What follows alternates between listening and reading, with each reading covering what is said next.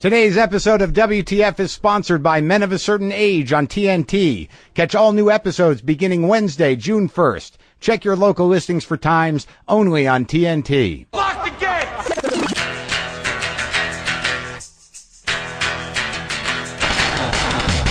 Are we doing this? Really? Wait for it. Are we doing this? Wait for it. Ow! What the fuck? WTF. And it's also, what the fuck? What's wrong with me? It's time for WTF. What the fuck? With Marc Maron.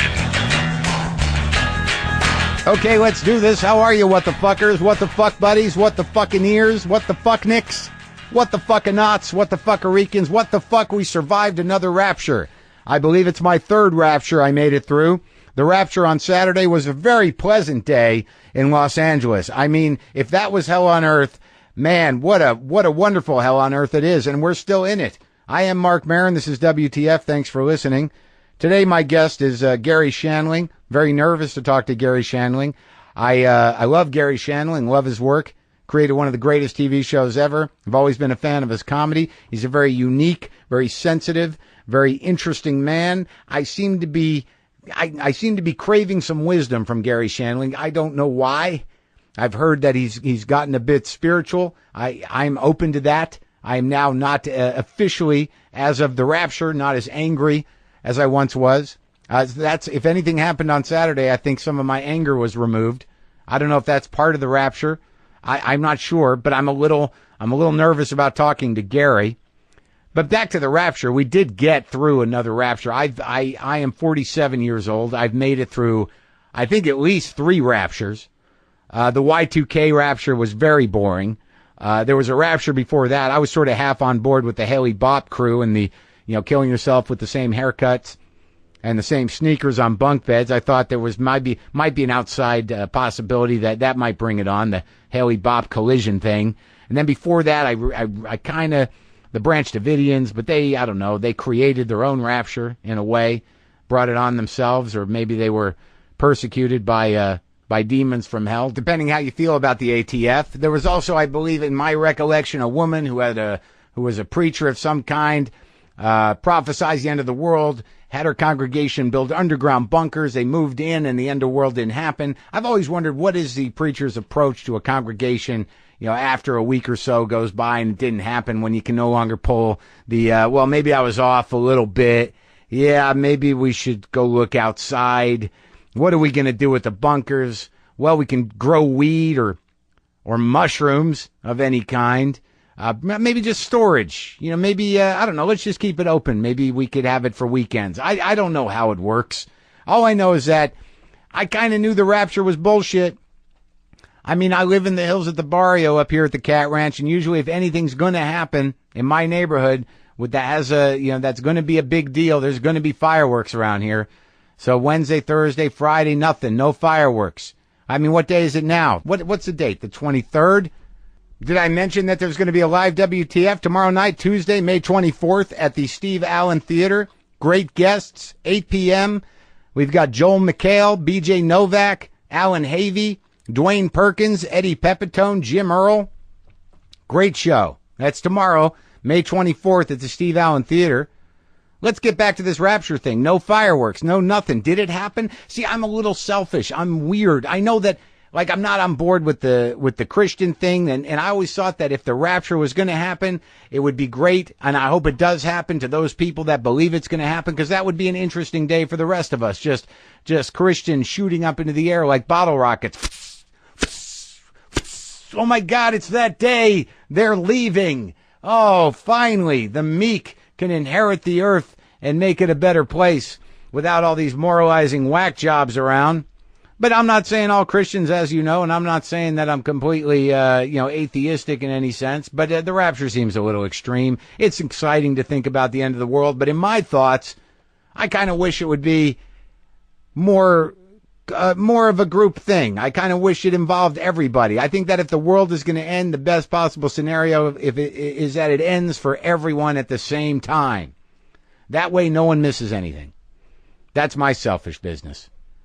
This might be hell on earth. I don't know. Maybe it already happened. It was just very subtle and only 2 people were able to go. Maybe there are only 2 people good enough to get airlifted out of here by the Jesus ship.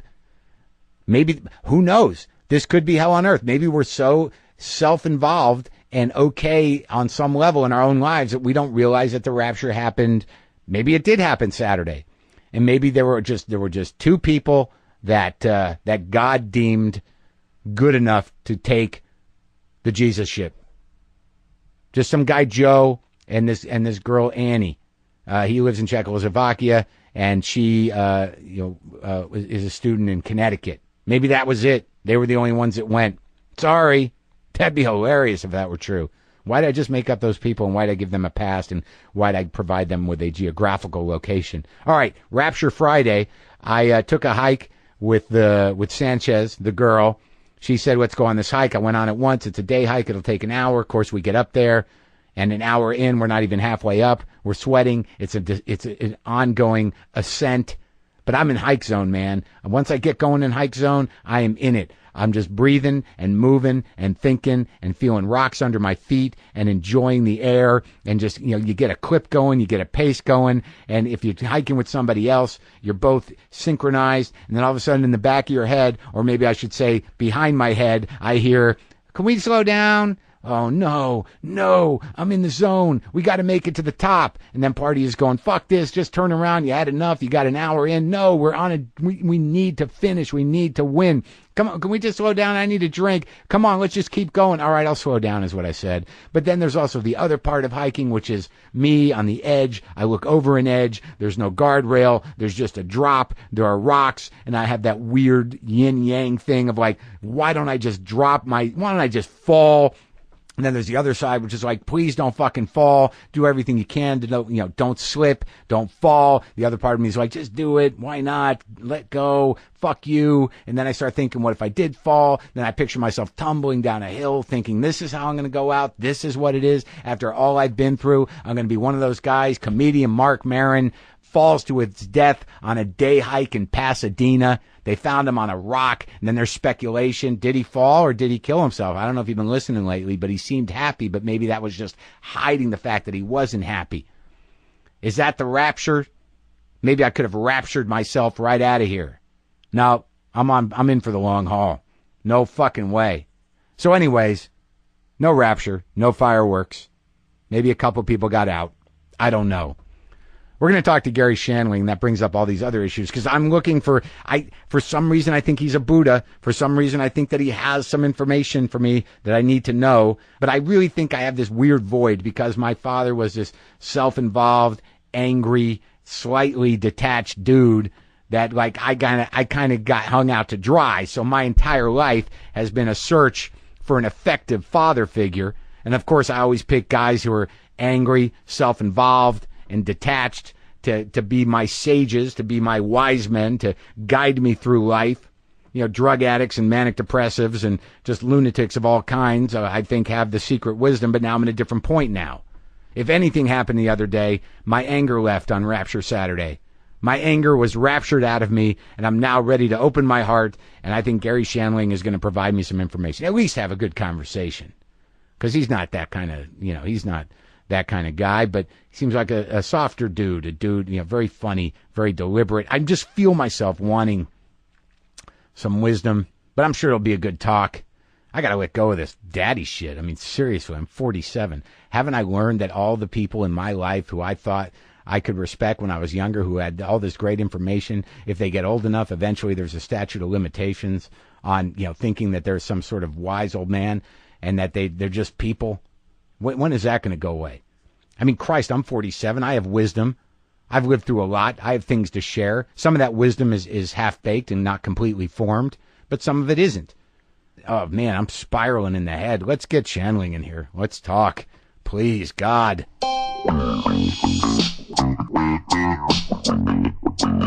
This show is brought to you by Men of a Certain Age on TNT. And as you've heard me talk about it before, I think this is a wonderful show. I actually love this show. I just recently saw Mike Lee's Another Year, and I couldn't quite figure out where to put Men of a Certain Age in terms of tone. And it's not really a dramedy. It's not a comedy. It's got a naturalism to it that I can compare, to a Mike Leigh movie. These are guys that are dealing with, they're at that point in their life where their problems are fairly specific, and it's all handled with a lot of heart. And I love the show. And I didn't even realize this, but it won a Peabody Award for Excellence in Media.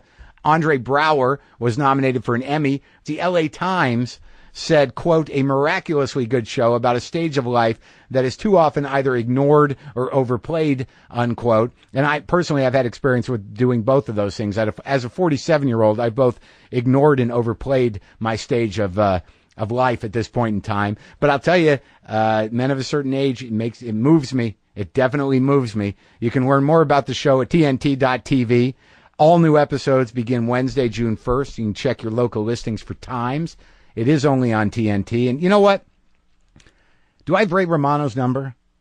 Let's call Ray Romano. I just want to talk to him about the show for 2 seconds. Not sort of this part of the plug, but it's more of an interview. And I'm just going to call him as a friend. I'm a comedian. He's a comedian. We've talked before. Shouldn't be a problem. He's probably not going to pick up. It's probably his office number. But I think I can call Ray. Do you think that's out of line? Huh? No? All right. Let's call Ray Romano.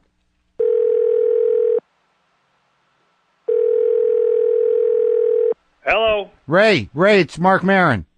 Oh, hey, man. How are you? I'm good, buddy. Look, I'm sorry if I didn't know if I could call this number. Quite frankly, I'm surprised I got through to you. But look, I've been watching the show because they sent me the show. Mike sent it to me.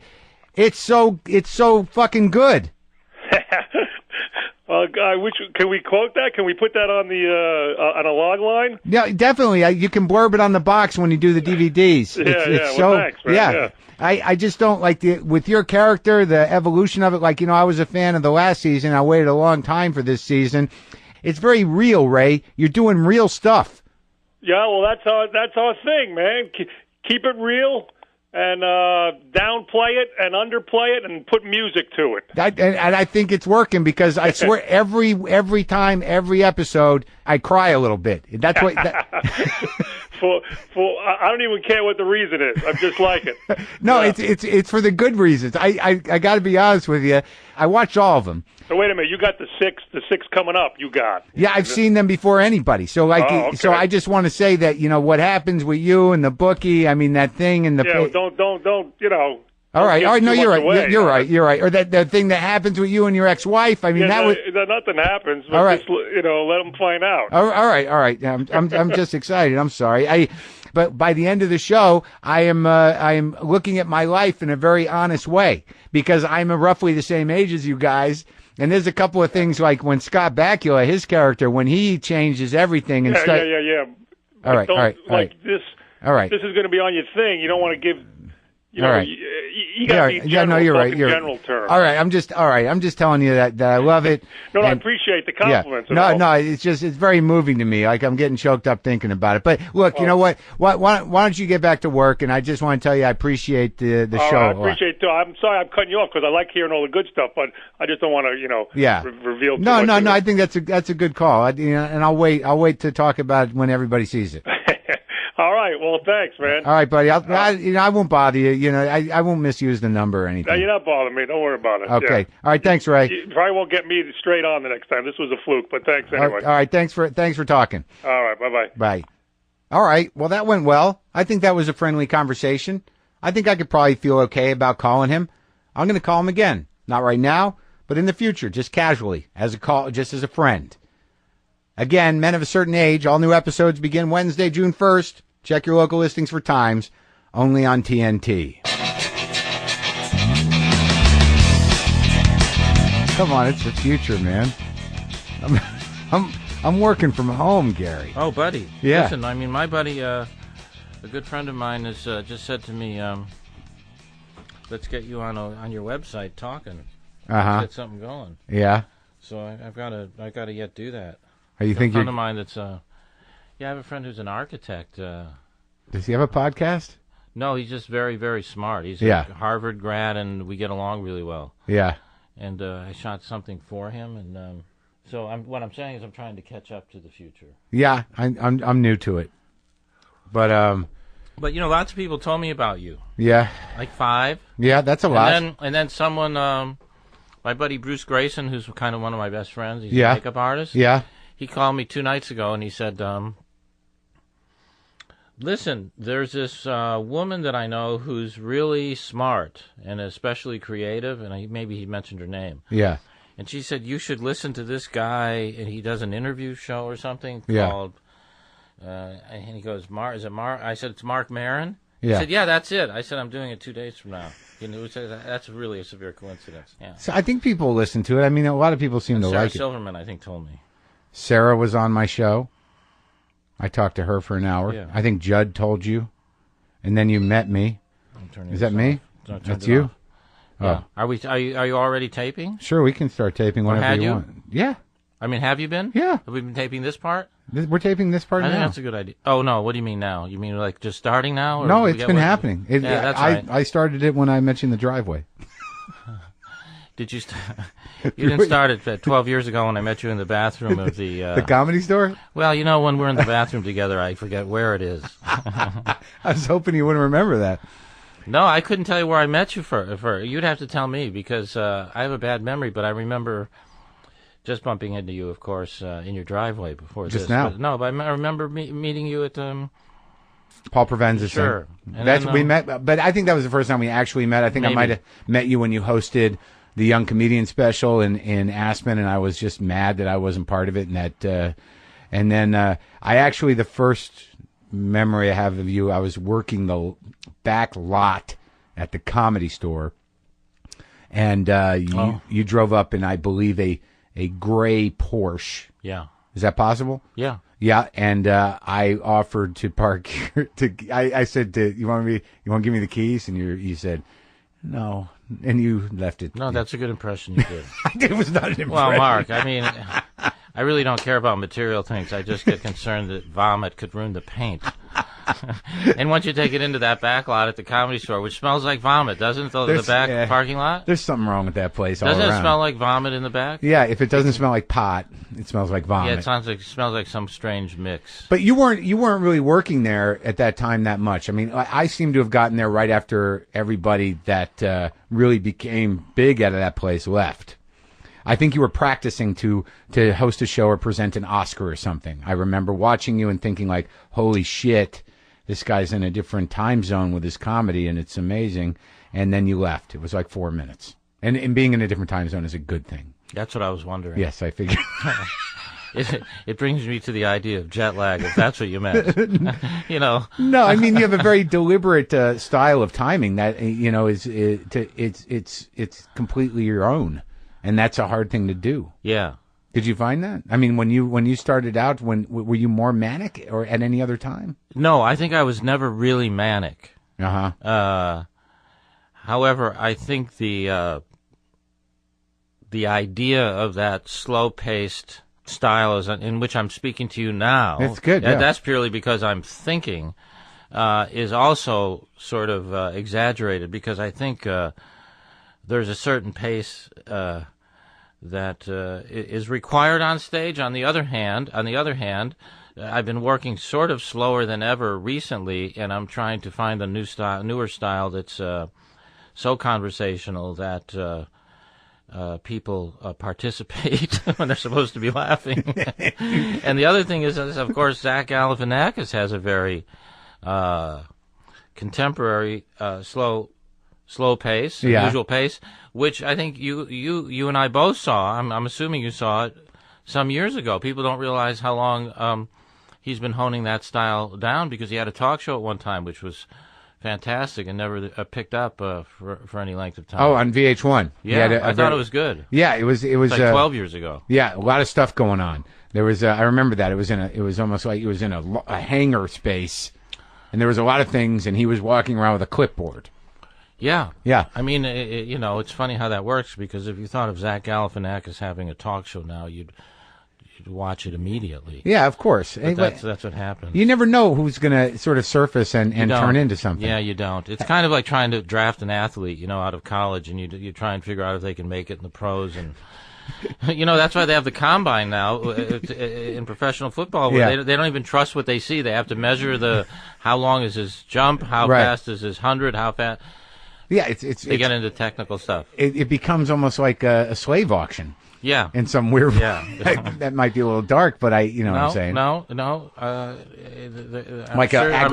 sure behind the locker room that's discussed by some of the players. That like some they're sort still of owned. Yeah, agricultural auction. It's almost like the same sets of animals. Yeah, you're measuring it. So it would be like taking us and saying, here, read these 10 jokes. Right. And just see if you have a funny delivery. Right. And then, give us 4 of your own, and then at the end there's a score. Right. And then they go, wait, what's his thoroughbreeding? What's his parents? What's the lineage? His parents funny. That's right. Yeah. And selfish Jew, 3 generations back. Perfect. There's no getting around that my family would knock me out. For the comedy thing? Right for the get-go. No, I think they'd pass. Yeah, absolutely. Because I had this moment where I don't know what, I got this. I don't know you that well. Obviously, we've never talked before, but I seem to think that you have answers, and that you have an acute sensitivity to comedic personalities. Because you said something to me about when we were sitting on stage for the Provenza thing. Yeah. And you mentioned you said your mother, and I was like, yeah. Was that just a guess? Well, I mean, Mark, I'm not a psychic, but I assume everybody has a mother. No, I can probably, sure. I think you can intuit a mother issue from a father issue in people when it's sort of. You can. Mm-hmm. I mean, not always accurately, and there's so many complicated combinations thereof. Right, but what do you think the most like the mother thing? Because I never assumed that it was necessarily a mother issue. Well, it might not be. How was your dad? He's a manic depressive lunatic. Right. But my mother was the one who made me afraid of food. Oh, so they were both a little. Oh yeah. You? Well, my father was actually, I would say, really completely normal. Really? Yeah. To a fault? No, I think, seriously, I think he had his own business. He had a printing company that was very successful. I'm just going through it now in my head. I mean, I think it's interesting. He had his own business. So when you think about it, doing comedy is your own business. Sure. So I followed in his footsteps. Right. I just didn't do it on the... I was afraid I'd get my hand caught in a press. Yeah. That's why I didn't follow in his. I didn't find the printing business interesting, but it was a big company and very successful. So I think, and quiet on the quiet side. Uh-huh. I think of integrity. Yeah. And sort of humorous. I remember once we were in a restaurant when I was, certainly under 10 years of age. Yeah. And this man said, "Hey, Irv," which was my dad's name, Irv Shadling, and he played basketball in high school and in college. He was a honorable mention All-American, with a kind of running jumper, like the old school kind of basketball. Uh-huh. And he said something like, "Irv, you know my wife Helen." And he said, "Hi." And the guy said to my dad, "Helen's lost 90 pounds. And he goes, "Wow." And now she's right where she wants to be. And my dad said, "In that booth?" In the restaurant. And I'm not saying it's like the funniest thing I've ever heard by any imagination, but I will not be able to come up with something funny my mother said. It's just whack behavior. Yeah. No, but I think that the turn of phrase and the surprise ending, that's definitely a well-crafted joke in that moment. It shows that he was sort of... witty. Yeah. Yeah. Dry. Uh-huh. And your mom, nothing? No funny? My mom is a character that is somewhat stereotypical to the Jewish mom who I, as you probably know, say in my act, wanted to marry me. Oh, yeah. Oh, that's it. Yeah. Yeah, completely conflicted because she wanted me to have kids, but not with another man. Right. Not with another woman. Yeah. That's a very hard joke to get correct. Yeah. My mother wanted me to have two ways you could go with that. Children, but not with another, nor with another man. By the way, either way was bad. She didn't want me to. She just didn't want me away from her. And her sister, I think, is a little loopy who lives in Chicago because her sister said to her kids, if anyone leaves Evanston, I automatically disown you. So when her kids grew up, really? If they moved out of Evanston, it was that kind of nuttiness. It's pretty nutty. That's that weird kind of like enmeshed, don't leave me kind of, craziness. Yeah. Yeah, my parents, I don't know, my parents were, how did your parents end up Jews? So if my dad was a little quiet, yeah. And then I'll answer my question about how they ended up Jews. I'm sure it was their fourth selection. It couldn't have been the first thing. No, but you grew up in the Southwest.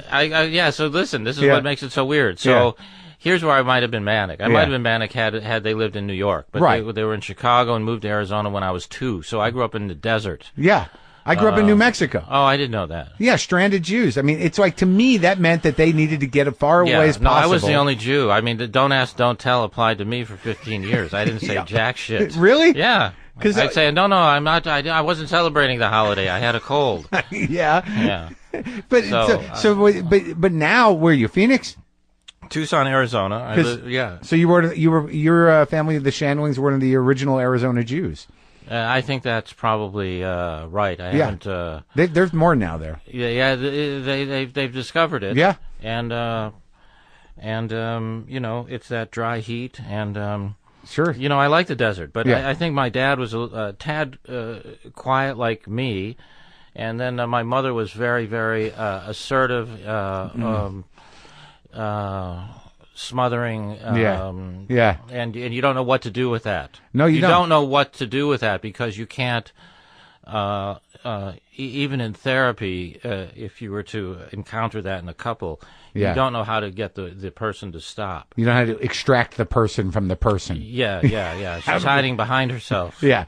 My mother was just overly needy. The smothering thing was never an issue. It was just never enough. I think probably as I look at you though now and just took a second when I met you. Yeah. And I liked you right away, quite good. frankly. Okay. And that's what separated me from the others. I'm sorry. There's some rhythm of that. Yeah, sure. Of that joke. They pretended. I mean, yes, I saw a something I relate to, which is a compliment. I mean, I sort of see a desire to rise above your crazy issues, which I think, by the way, everybody has. And then they try, rather than shove them down, you've probably examined them to some degree because you talk about it. Yeah, I let them come. So that's where I think we had common ground immediately. Well, what's your process? I mean, like on any given day, like today, I got obsessed about something. I began compulsively eating, and I was anxious about traveling, and I get spun out. I mean, what do you do every day? How was your crazy manifested? Like, sorry, I didn't check in on you earlier. Yeah, you should have called. I mean, you did actually. Well, I don't have. I don't have any real compulsive obsessive issues. Yeah. The neuroses triggers now and then. I would get anxious about traveling. Yeah. I think a lot of people do, but I do really go. I sort of get indecisive about which thing to do because I have a voice in my head that says you should do this or you should do that. Right. And I think these are the things I've tried to rise above and still tackle the issue of being free to be exactly who I am. The paralysis of indecision. There is a paralysis to indecision, yes. And a buddy of mine who knows me well said there's a no-win there because sometimes I make a decision and I feel that wasn't the right decision. But I've gotten a lot better with that. Yeah. By the way, I started to box about 11 years ago. Right. Just started to box, and the reason is twofold. One is out of my comfort zone completely. Never was a kid who got into fights, and so the idea of really being in a ring where someone's going to start throwing punches, and then the really main reason, the other one, is that you don't have time to think, so it becomes completely intuitive. Someone's throwing a punch, you have to counter, or you move, or you get hit. Step back, or you move in, or you keep, but you can't think about it. And when you land a punch, you can't think about it. Are you getting good at it? Well, I'm sure getting better than I was. Yeah. Which is better than getting worse. Do you wear headgear, or do you? I do. I wear headgear that goes. I wear headgear that goes from my head down to my knees. It's quite it's the biggest one they've ever seen. But the point of it is you kind of it's made by a Jewish company and are you a sponsor? Do you want to? Yeah, I'm sponsored by by the full body mat. no that metal sweeping equipment Yeah. that we use on the beach to find coins buried in the sand. What are those called? Yeah, what are they called? My future? Probably originally used for landmines, to find landmines. Sure. I imagine. Until the first guy found a ring and said, when I get back to the States, this is going to be the thing. Yeah, those are the things that So you start boxing, and but isn't like comedy a little out of the comfort zone? I mean, I feel like that's why I did comedy. Was that very. There's like exactly what you're saying. Yeah. Your experience with boxing is Yeah. my experience with comedy. It's the only time I feel present. Yeah. It's the only time where my reflexes take over. There you go. And it's the only time I literally feel open and myself. Right. So what I would say to that is you should live like that. Yeah. Because what happens is the thing goes on in your life, and you don't think of it as in your life. If you were on stage, you don't have time to do anything with a heckler but say a few words and get it over with and move on to the next thing, right? Right, yeah. Whereas you obsess in real life. Well, what happens, what could happen. No, it's changing. I mean, I'm not, Yeah. I'm you're growing, or you wouldn't be That's right. talking about it. Right, and it's like I don't have time or the energy to beat the shit out of myself anymore. Well said. I mean, it's just weird. As you get older, it's sort of like you get it. It's just exhausting, man. Yeah. Right. Yeah. And Yeah. and even if I have, like yesterday, I did. You can't win a welterweight belt for beating the shit out of yourself. Right, especially if That yourself would be is a heavyweight. That would be a good narcissistic boxing belt to win. It's true, and even like yesterday, I did Ferguson's show, and I hadn't done it before. How did that go? It was fine, Right. but I did that thing where I don't know who you are when you get off stage, but it had been a while since I'd done that. I thought I rushed through the last joke. I thought the panel was a little awkward because even though I think I like to have a free form conversation like we're having right now, but he does that with his panel. Like he literally just give him 30 things about you, and then he's just going to talk. Yeah, no, I think there's a fair amount of sort of looking back and judging exactly what happened, because it also happened so fast. I mean, I think athletes do it. That's why they look at the film at the game. Right, but I didn't have a film. I just had me saying I don't even want to see the film. Right, I think it's fair. Right, that's me too. And I'm walking off, and I did that thing where I got off where I haven't done in a while. I don't know if you do this, where the guy comes up, the producer, and he says, "That was great. That was really great." And then I say, "Really? Was it? Because I don't want to take this experience away from you because I don't believe what you're saying, and I didn't think it went that great." I didn't say that, but I said it by saying, "Really?" Yeah, those are tough decisions to make. I actually had I feel bad for you. Those are tough decisions to make. I don't have anything to say. I mean, have you done that? I've done it where I've said something, and I've done it where I haven't said something. But I'll tell you, recently I did a talk show which will remain nameless for the moment. Yeah. After I boozed it up in the second half hour of the show, I'll tell you. Mm-hmm. But the producer ran over to me at the end of the show and literally said to me, "It's not your fault." Oh my God. And I actually think I know what he meant. Yeah. But it got me wondering for a second. Oh shit! Isn't that a good one? That's not your fault. That's a great one. Yeah. The first thing he says. Yeah, and it it wasn't sort of an obvious. It was an overall note. Right. It was, and did you parse it in your head and find that it wasn't your fault? I had a hunch of what he was talking about, but it still can get you wondering for a second. But I knew the fellow well enough that we were able to talk it out. So, and by the way, may I say to you, my dear friend, yes, sometimes it's not your fault. Okay. Yeah. So when those lights are on, yeah. And Turn you're them sitting off. there with those cameras. No, people don't know what it exactly feels like. It feels like if you're you or me, it feels like it's your fault. Sure. Right? Yeah. Sometimes, and sometimes it isn't. Right. Well, that's weird. What you're saying is true, and I mean, you've spent a lot more time in front of the lights than I have, but it is a heightened reality. And in that moment, all you're thinking is like, don't even acknowledge that you're in this heightened reality where you're talking to the host of a show and everything's happening in the minute.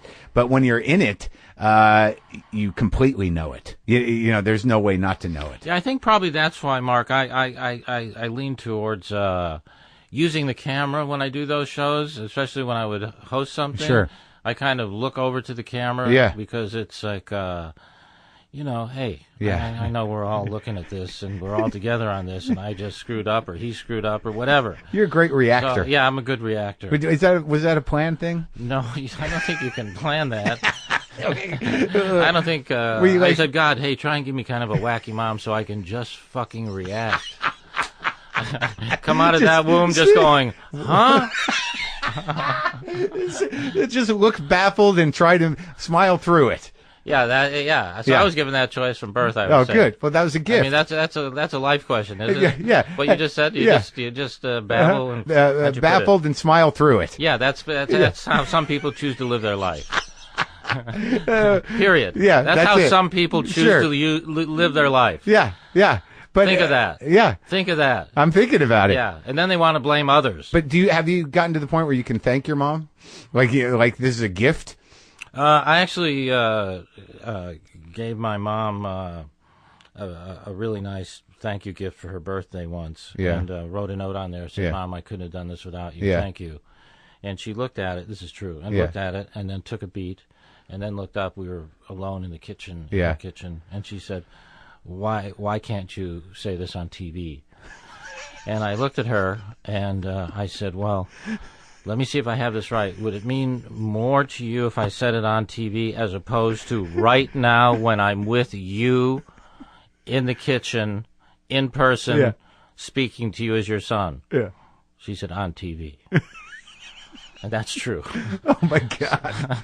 I don't want to hear you say, oh, my God. I never thought it was that big a deal until Marc Maron says, oh, my God. But did you? But then the question, like, for me, like, if I put myself in your position, I would be like, all right, I'll try to say it on TV. Yeah, I thanked my mom on TV. Yeah. I think it's followed by, to make her happy. Yeah. And so I don't remember the.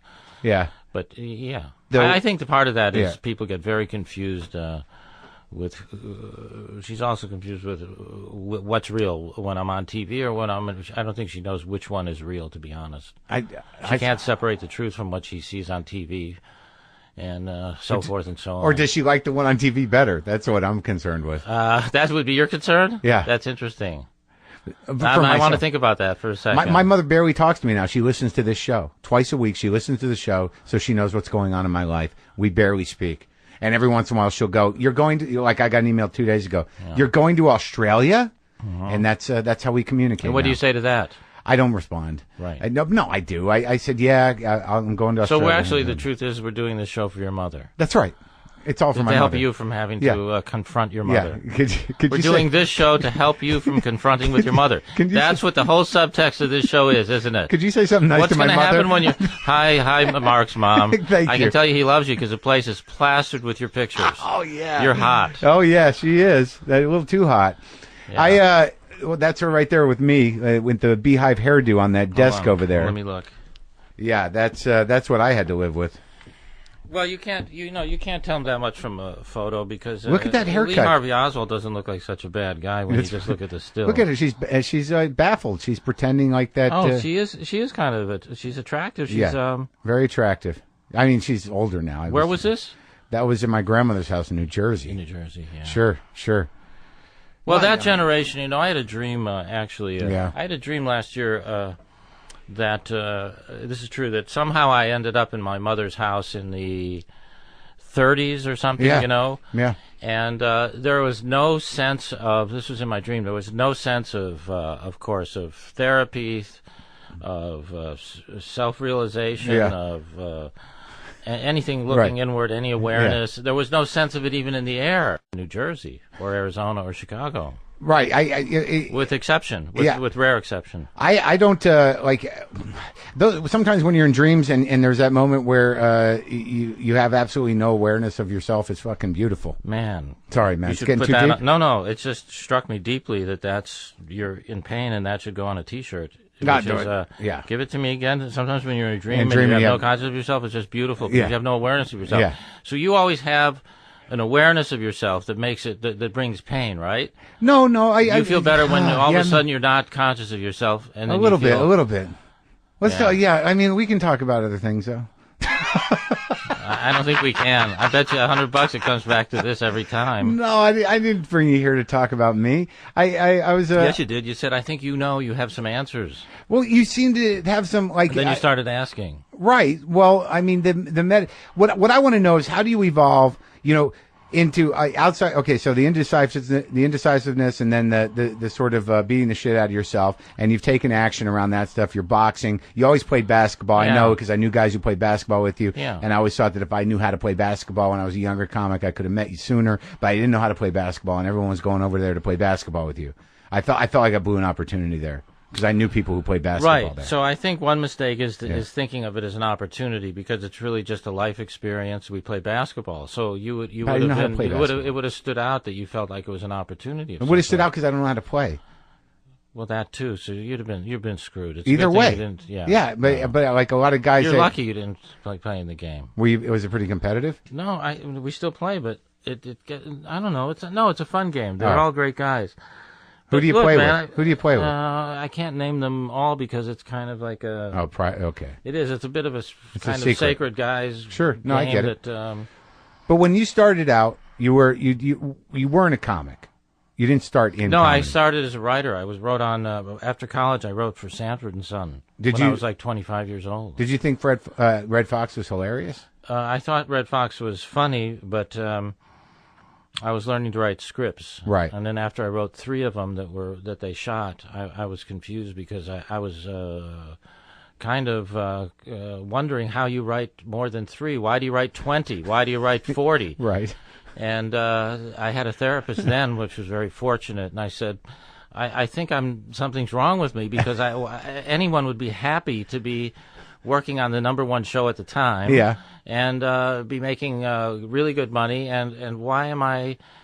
She said, "You're bored," and it struck me like a therapist saying everything my mother had never said. That's how it struck me, right? Because I was always taught that it was your problem, right? Well, she said you're bored, and I never thought of it that way, and that's when I started to do stand-up because I was bored. And that's why the Larry Sanders Show, for instance, is not really a formula series. It was like it made it hard, but it was like a little movie every week as opposed to some formula. But when you did, once you figured out your comic voice, and you were guest hosting the Tonight Show and stuff like that, did you feel limitations within that? Yeah, I get bored fast, man. I would host for a week, and then I went, well, why would I do this for a whole year? First of all, I mean, it's very hard. For a lifetime. And then the reward, if it goes well, you do it for a lifetime or something. And I sure envy those guys who do it well. Yeah. And, I mean, it's even the same with my stand-up, which is why I'm in the middle, as I speak to you, of trying to expand my style into something that's current with how I think of life now. So how are you it's approaching a constant that? Change. It's really tricky, but it's, a bit of a conversation about the world and what, I saw a lot of this stuff coming with the world. I was a hippie and anti-establishment, and this is, this materialistic money run is a dead run, and that's just what we're proving as we speak. I think the government's conceivably bankrupt as of 48 hours from now or something as we speak. That's right. So nothing surprises me. I don't think the system works. Right. But in some ways, I think the obstacle with that is for enough people, it seems to work okay, and no one wants to fight it. I think they're going to start. I think they're starting to flail a bit too. I think the masses are certainly flailing, and I think they don't know what it is, and they're not willing to admit that it's all of us who have supported a false system and a big false system with a big spin. Right. It was, which is in God we trust, which is not the case at all. It's that money and power matter. Well, the government has been sort of functioning as a money laundering operation. Yes, but I think when you have to say that's right, it's one big Ponzi scheme. But I think when you say the government, you have to understand that you have the responsibility in that. I think each person has probably thought, these are my values. They're the same as I want money and I want a job and I want this and I want that too and I want a better car. It becomes hard to be to not be hypocritical even if you're a liberal thinker. That's correct. Because everybody wants to be comfortable, and then you sort of send money to a charity of your choice and you feel like you're doing something. And I always put in parentheses on those charity donations. I put loan and I never see the money again. And I go, look, in parentheses it says loan. I really do. What a little I donated a lot to the Japanese earthquake, to the Red Cross. Yeah, a lot of money. Put loan in parentheses. I think they owe me so much. It's awkward now when I meet anybody from the Red Cross. I don't know whether to say anything or not. You just look at him and go, huh? Where's that? I go, I haven't Gary heard from Shen? you guys. And he goes, what are you talking about? Then I feel awkward. It's in the middle of a disaster. It's not the time to bring up money. You'll get it back. Karmically, you'll get it back. Yeah, I think so. Isn't that the big plan? Yes, I'll probably get 4 pints of blood. Yeah. I mean, that's worth it when you need it. Sure. So you're trying to engage on a socio-political level with people, or just yes, raising and awareness? ultimately an emotional, psychological level, because it's really we can't know what the problem is unless we know who we are. So anybody who doesn't know their true self, they can't know what the problem is. So there's no winning unless you know who you are, and the only real change can come from within. So when we talk about change, right? Yes, we can. Yeah. People think of that as outside themselves. Change outside themselves. They must change and become more authentic. This is why we. Otherwise, the system is going to continue to fail. It's an addictive culture bottoming out. I completely agree. So while they seem to understand that Lindsay Lohan has a problem of some sort, but they will not say, I have a problem of some sort. But what I say about Charlie Sheen is, how many of you are still in denial and have the guts to call the rehab center and say, help me, I can't stop watching Charlie Sheen. Right. Because he's on Channel 7, hold on. Yeah. Because I'm addicted to watching Charlie Sheen. Yeah, because I actually spoke with him, and the type of weird shamelessness around the insanity he's experiencing, he actually is pushing out self-awareness. He's saying, I will not be aware of what I think implies weakness. Well, he's not altogether wrong with many of the things he says. That's right. The issue of his particular, for lack of a better word at the moment, for his particular behavior, some of the issues underlying his particular behavior are for him to discover and for his friends to help as other friends would. But to make it a freak show is falling into the trap of your false self, because your false self wouldn't be watching that and wouldn't.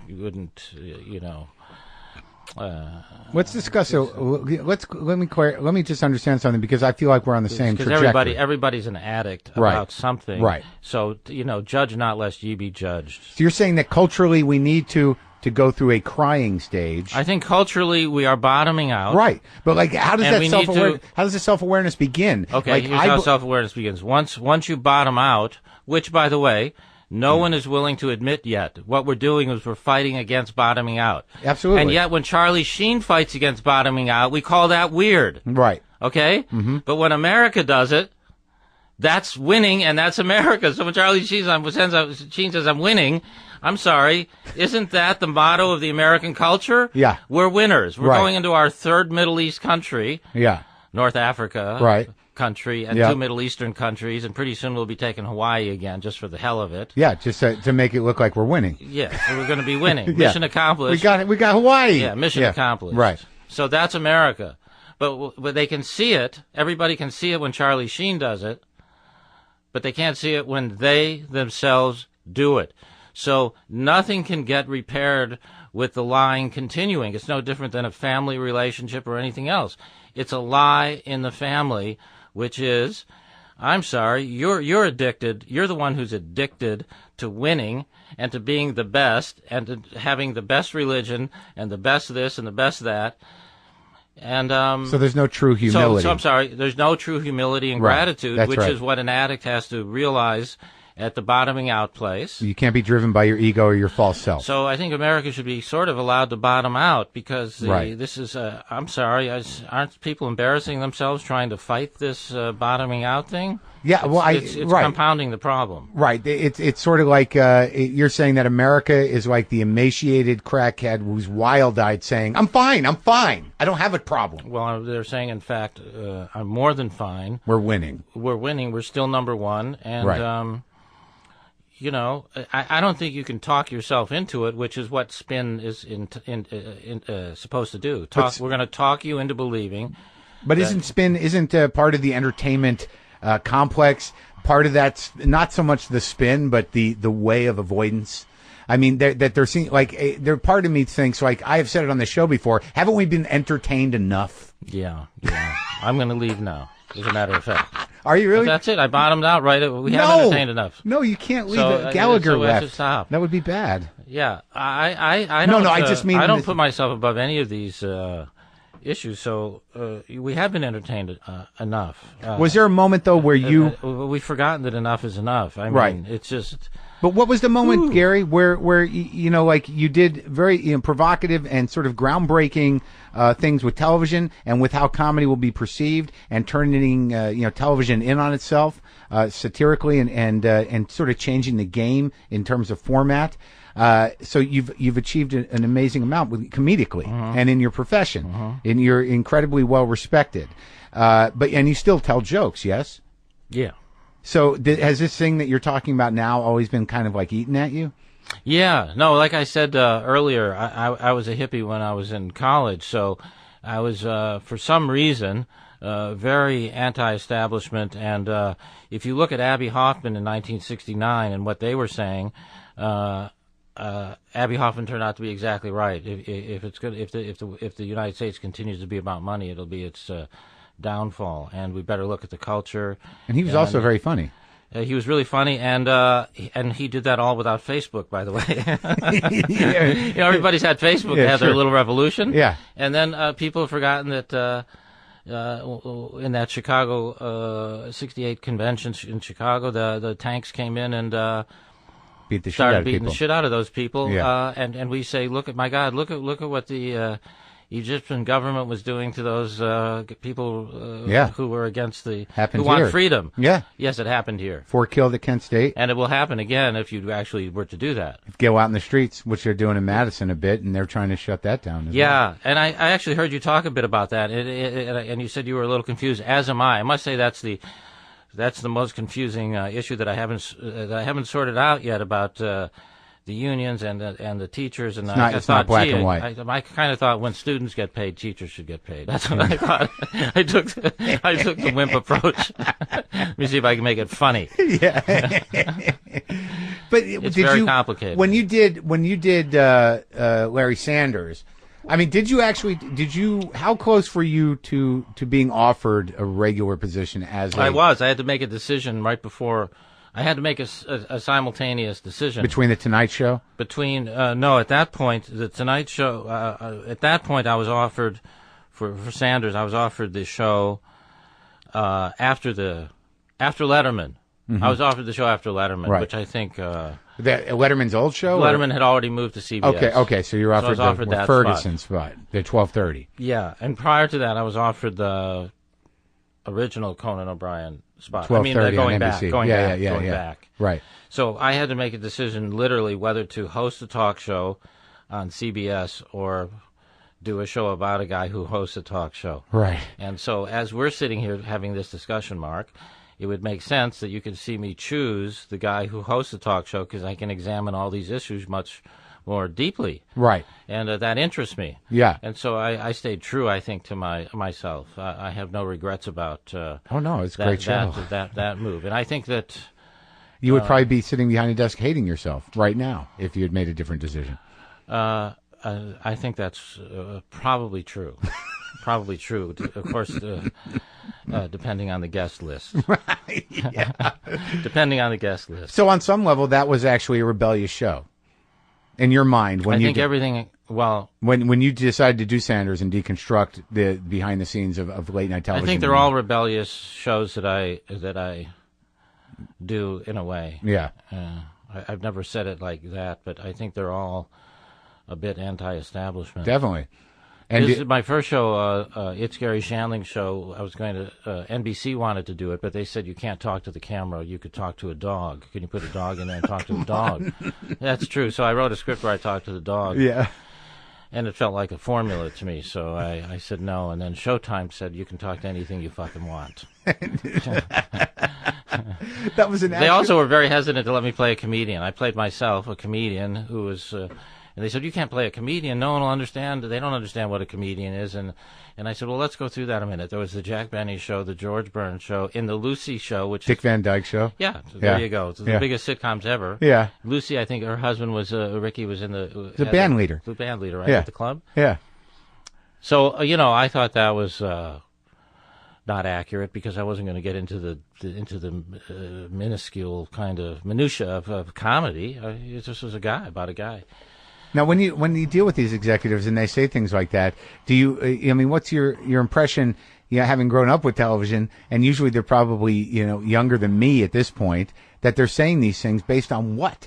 Their own fear. Do you ever feel that? Oh, sure. I think that's the other issue, that we're all making decisions based on fear. We have to be very, very, very, very, very careful, because the other thing we're addicted to in America is the idea of security, and trying to make everything permanent and solid and secure.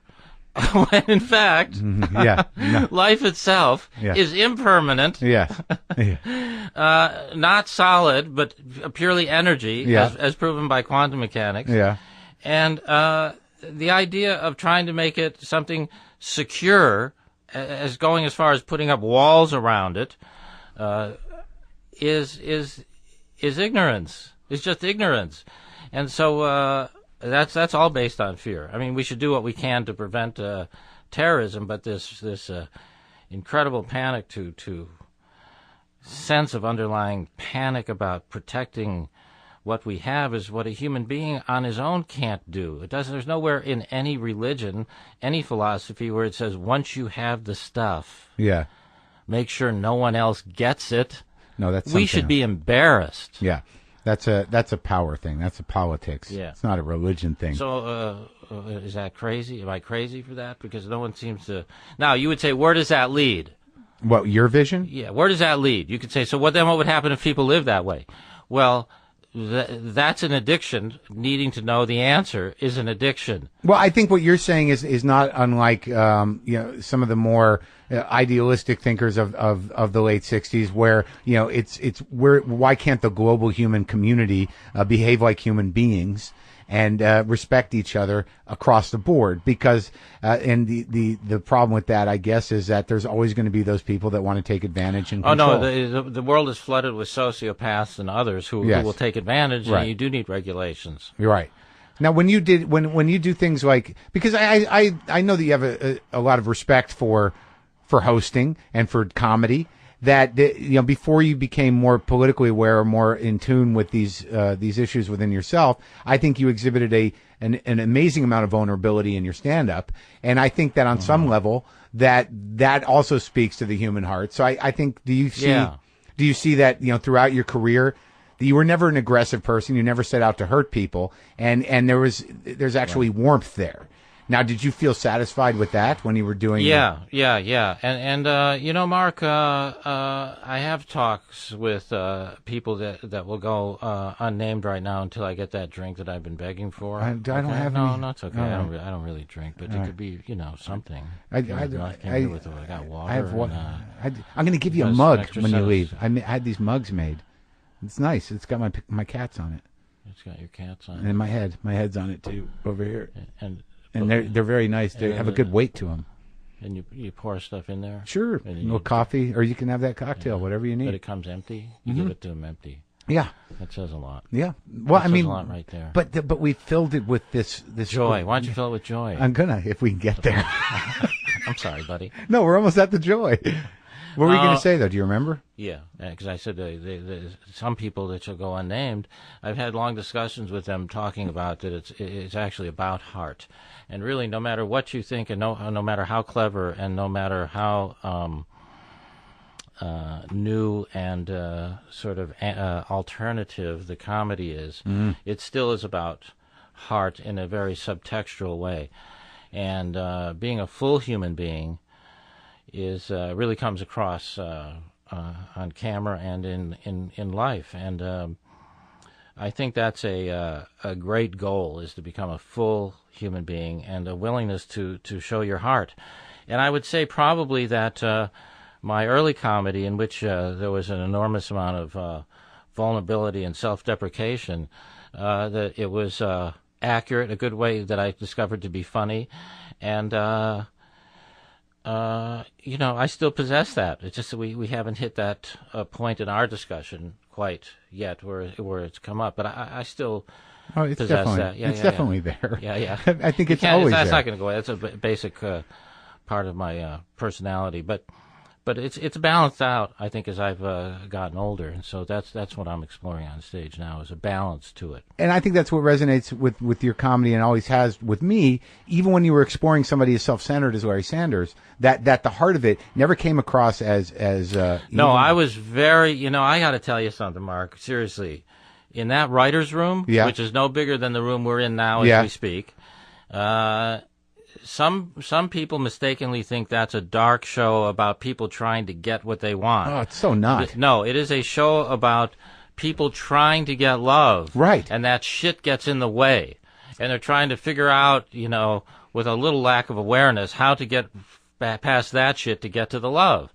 And so, I mean, everybody on that show is, by the way, in reality, we're so close to each other, in a very special way that no one will ever understand, because we were there on that stage in a really kind of experimental lab kind of way. We didn't have the name on the door of the big studio and all that, and it was about exploring feelings. And was that a discussion that was had? That was that part about that. Yes, I mean that's my approach to it. That then I would have to bring to the sense of the show, so there was no confusion, because I've worked on shows, different kinds of shows, and I'm experienced. So this was a show in which let's not think of this as a show and that you have to do it right. This is about being who you really are and making sure every moment is honest. And I think people discovered, actors and writers both discovered, and myself discovered a lot about ourselves in reality. And I think you changed the game with how people were willing to let moments sit with comedy.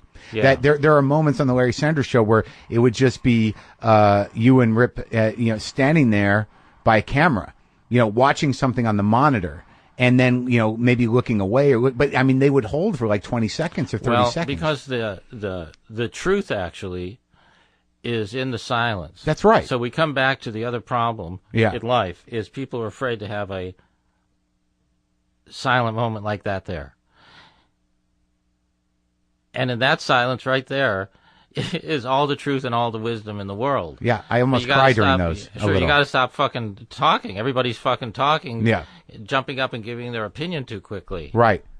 Yeah. Why? What is that? Because addiction to preventing me from having to discover my true self. A defensive reaction. Right. To not going any deeper. Right. Self-protective. Yeah. Well, listen, I'll tell you this right now. If there was global warming, a friend of mine in the gym said to me the other day, I don't really care to use labels like conservative and liberal. I think that's where a lot of the confusion comes from. Uh-huh. But he's very committed, which is his choice, to believe that global warming is not true, which is a very complicated scientific issue. And he said, the Sierra snowpack this year set a record. It was a 50-foot snowpack this winter. So how can there be global warming when there's a snowpack that's broken the record? And I said, well, let's think about it for a second. I mean, how come you get the chills when you get heat stroke? Yeah. And he went, wait a minute. That's a good point. I don't know. That's a good point. It stopped him dead. Do you understand? He's still thinking about it. Here's what he's doing. Yeah. He's taking the concepts of hot and cold, taking them literally, not realizing they are two things on different sides of the same coin. Yeah.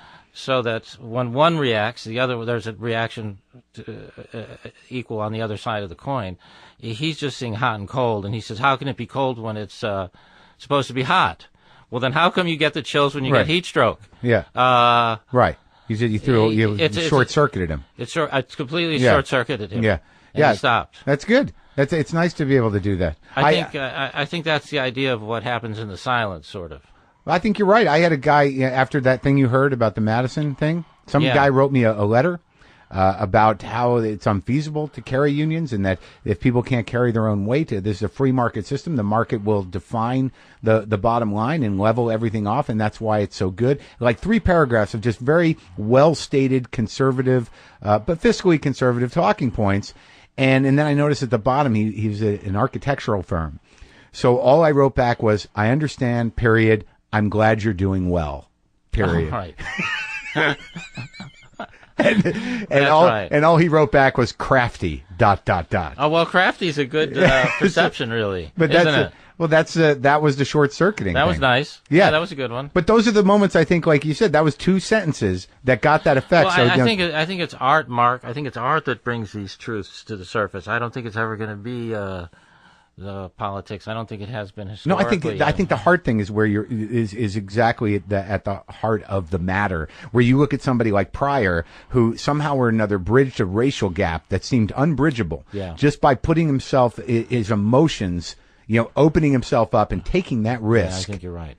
That all of a sudden there was a communication that had never happened before between black and white. Yeah, that's a good point. I think art is mirroring life, is what the real definition of art is, and I think Pryor mirroring life itself, which was his life, made you feel compassionate in a way that you're right. That you can feel it. You can feel it with you too. Yeah. And there's a lot of comics that don't have it. There's a lot of comics that are just telling jokes, and then there's a lot of comics that are yelling. But to actually, take emotional risks that are genuine on stage, that's the fucking courage. So that's what I'm still trying to do, and it's hard. It's hard because they are emotional risks, and I don't even know sometimes what I want to say in those risks. So that's what I'm dealing with. That's why I sort of, when you asked me to do this a couple months ago, I said, give me a month, and then it was give me another few weeks, and then because I was still in a place where I was working on that pretty intensely. And do you think and I still am. Do you think about TV projects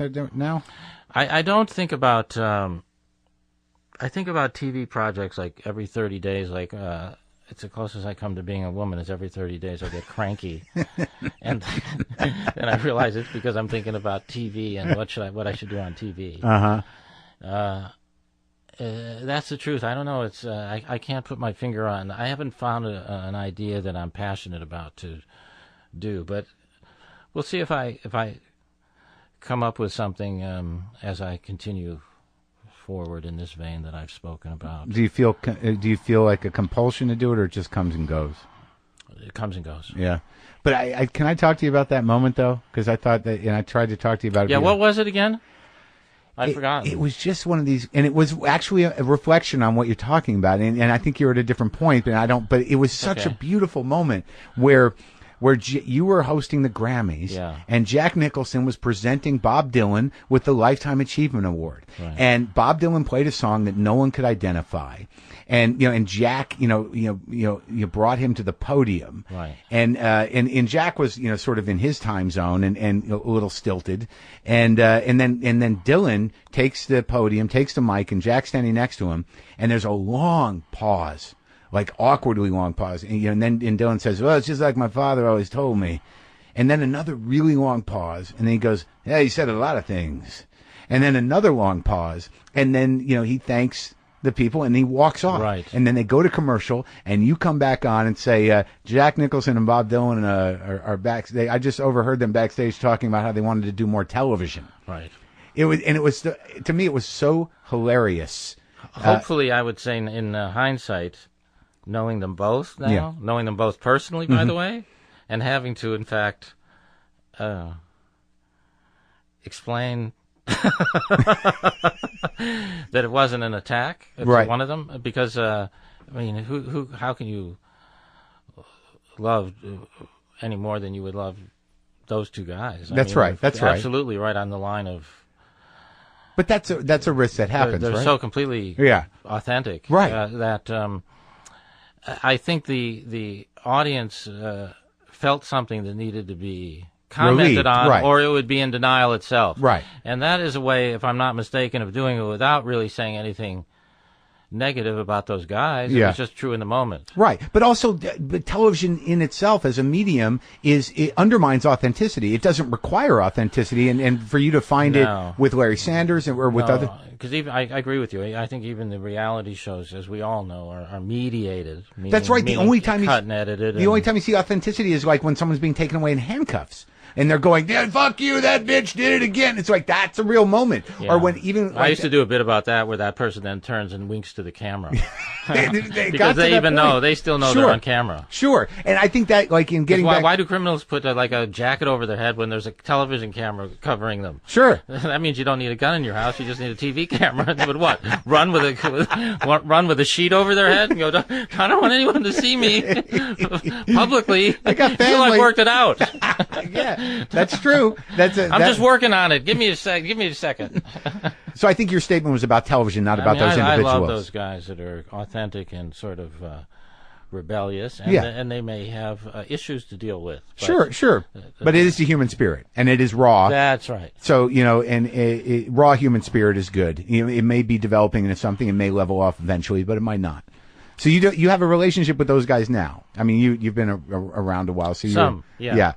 And like Dylan as a human being is completely fascinating and utterly self-aware of what he puts out there in a way.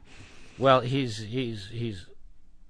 utterly fascinating, and he's masterfully deserving of his privacy. Right. Which will prevent me from saying anything more than how much I admire him, which is true. Yeah. No, I find him amazing. Yeah. You know what else I find amazing about him is that he keeps working and that he loves to work, apparently. Yeah. That he lives on stage. Yeah. Do you fight with that at all? The desire to get on stage or not get on stage? No, I don't have. I would say that as opposed to most of the guys, I actually don't love it. It's not like I can't wait to get on stage. Right. However, there's a love of something. If you can explain it to me, I'll be happy to listen. But there's a love of some kind of expression and connection and communication. And look, man, I mean, I liked making the class laugh when I could. I wasn't the class clown, you know that. You can picture it. It was more like just laying a line in there when it was the right time. And I remember being a kid thinking, oh, I missed that moment. I can't go back and get it. It's too late. Yeah. So there was this innate sense of timing. So I would say it's my path. In fact, I say to comics all the time that are starting out, it almost has to be a calling because it's so hard. Yeah, I don't know it to be anything else for me. Right. I mean, there was never a second choice.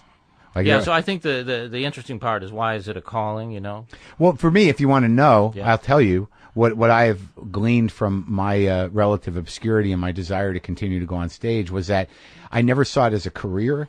I never saw it as I just wanted to be a good comic. But as I continue to do what I do, I had to transition from, interacting with the audience and defying them to like me, to develop that parental relationship. Mm-hmm. And then I realized that all I really wanted was a point of view, and I wanted to be seen.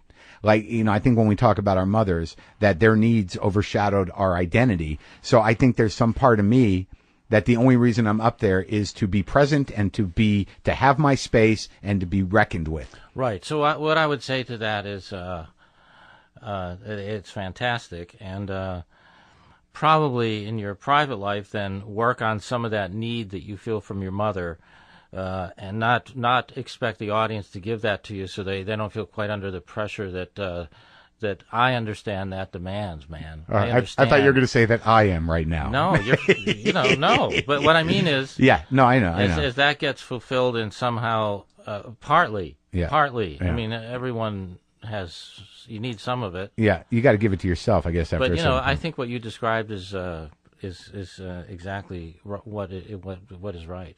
Oh, yeah. And then once you get that out of the way, then you got to share your personal truth, and that's all I want to do. Yeah, well, that's all. Everything you're saying is correct. What do you do with people that don't really like your personal truth? Well, you don't carry any gun? No. You have no weapons or anything? Just my mouth. Yeah. That's it. And I don't box. Yeah, that mouth can be a weapon, boy. Yeah, it sure is. It threatens a lot of people. So Think of that. You're going to the club tonight? Yeah, I'm going to go to the club tonight. I actually went on stage last night to about 30 people. That was not a hot crowd, and I wasn't really in the mood, and it was frankly awkward. And I've had other times all last week that were fantastic, and I thought something's really starting to form. And last night I hit a little bump, so it sort of never stops. Wait, what did you feel today? Well, last night I actually, I don't think I can, your audience can't see this. I had my hands in my front pockets of my jeans like this, Yeah. And which I never do. Never do. Yeah. And I was pushing down on the pockets, and I said, "Oh my God, I'm leaning on my pants."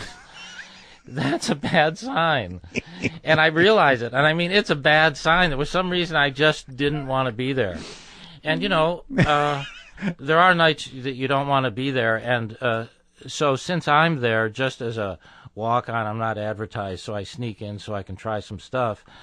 And I wasn't in the mood really to be honest with you. It's like people don't know, like, I mean, even I don't know that I've experienced things that I do now because I have a choice whether to go on stage. Yeah. And then I don't have to do the material that ends the show and Sure. and is what they're paying for. Yeah. I just really didn't feel like communicating. Right. Oh, yeah. Yeah. I did not want to really talk. Right. And then they weren't bringing it out of me, which is not their job. Right. And it was a fascinating sort of awkward long-distance phone call. How were those silences? Well, I said to them, I said, this is great. Usually it takes me 20 minutes to get to an audience to be quiet like this. But here we are in the first minute. I said, doesn't this feel great? This is where love is. And since they were already quiet, they actually didn't know how to get quieter. But you could feel them trying. They were about to get under the table. This is where love like one is. of those old nuclear bomb blast things. Love is under the table. Duck and tuck and tumble, whatever the old gay expression was. Who are the guys that made you realize you could do it? Well, I mean, Carlin deserves all the credit for reading my material when I was 19. I walked up into him in a club, and make it short, I walked into a club in Phoenix, and he was there, and I had written some material in his style for him, basically, but knowing he wrote his own stuff, for some reason I knew that. Yeah. And I just asked him if he would read it and tell me what he thought. This would have been way back when I was first year of college. And he said, yeah, come back tomorrow night. And I went back, and he had read it. And it was really shocking. There was my material sitting in his dressing room on a little table, and he said, I read it, and there's something funny on every page, and it's very green. But if you're thinking of pursuing it, I would. And I think that's what really made me go forward, I think. I think that's really what made me go forward, because I moved from Tucson then to L.A. after I graduated from the U of A. And who were the guys when you were a kid that made you... There was a lot. Woody Allen was sure that. Woody Allen and... Did you ever get to work with him? No. Sorry, that's right. That's when I put my hand in my pants. That's what it sounds like.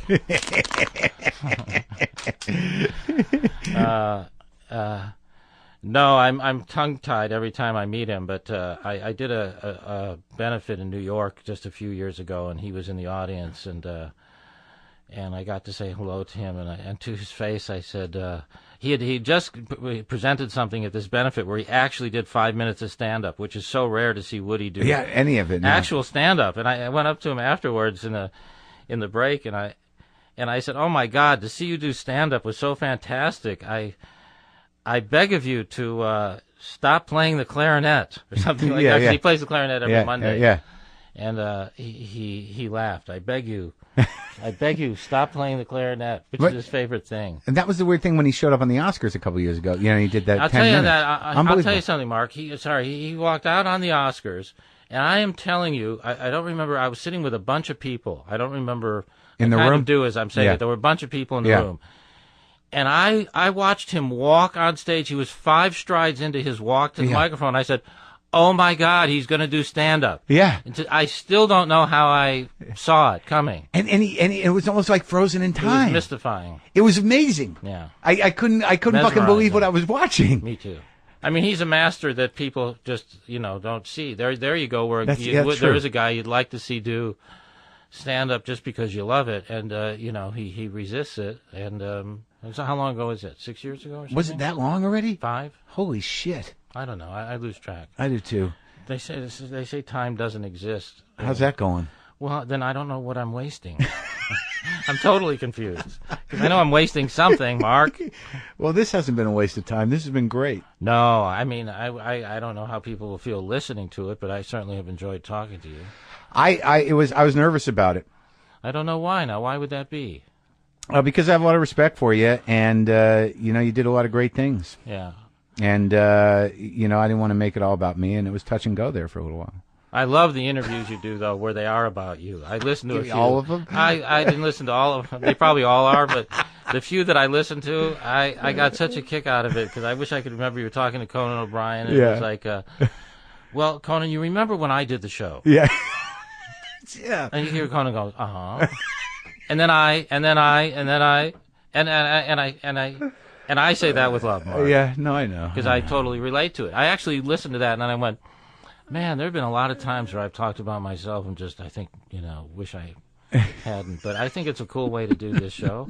I'm happy to talk about you. Do you feel good about it? Yep. Well, thanks for coming, Gary. It's always a pleasure coming into this part of town. Pleasure, Mark. Thanks.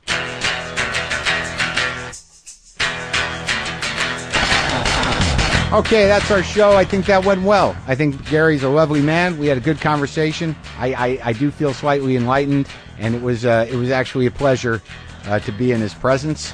I was very excited about doing that interview. Hope you enjoyed it. Oh, by the way, and thank you, Gary Shadling. Sometimes I forget to express gratitude. You can go to WTFpod.com for all your WTF pod needs. You can go there, kick in a few shekels. We are listener supported. We do have everything is up there. It's a whole new site. You can comment. You can watch video. You can go get merch. The new Cat Negotiation shirts is there. You can get mugs, posters, whatever you want. You can get the apps for iPhone, iPad, iPod Touch, or Droid. You can get those all through the site. You can get the premium episodes at WTFpodshop.com for those Dane Cook, Louis C.K., Judd Apatow, David Tell, Ben Stiller, Robin Williams, Carlos Mencia, all available at WTFpodshop.com, or if you search WTF Premium on iTunes. JustCoffee.coop is available there. God, I love that shit. Get the WTF blend. I get a little bit of that. Get a little piece of the WTF blend. So go do that. JustCoffee.coop. Punchline Magazine for all your up-to-date comedy information needs. God damn, I'm tired now. Am I rapturing? I might be rapturing. Live from Australia on Thursday from the Melbourne Comedy Festival. Look forward to that. Gotta go. I'm rapturing in my pants.